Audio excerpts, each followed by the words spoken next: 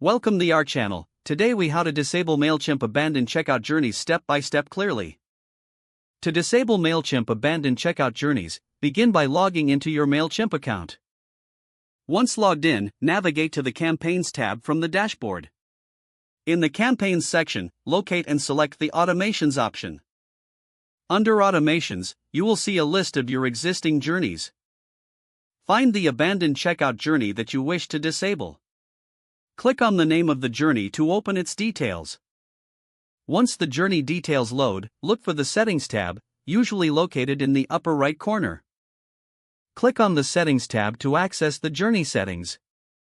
Within the settings, scroll down to find the Status section. In the Status section, look for the option to pause or disable the journey. Select the option to disable the journey. A confirmation prompt may appear. Confirm your choice to proceed. After disabling, you should see that the status of the journey has changed. To ensure changes are saved, check that the updated status reflects your action. Once confirmed, you can exit the settings. Your Mailchimp abandoned checkout journey is now successfully disabled. If the page does not load, refresh the browser or try again in a private or incognito window. Make sure you are using the correct email address, then retype it carefully to avoid small typos. If your password is not accepted, use the reset option and create a new strong password you can remember. Check your spam folder for verification or security emails, then complete any requested confirmation steps. Enable two-factor authentication if available to improve account security and reduce unauthorized access risk. After signing in, review your profile details so your contact information and settings are accurate and current.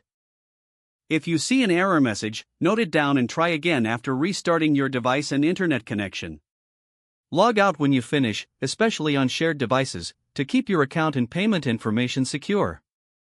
If the page does not load, refresh the browser or try again in a private or incognito window. Make sure you are using the correct email address, then retype it carefully to avoid small typos.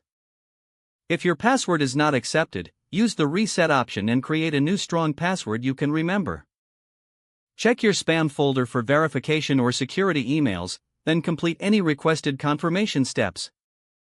Don't forget to like this video and subscribe to our channel for more step-by-step tech guides.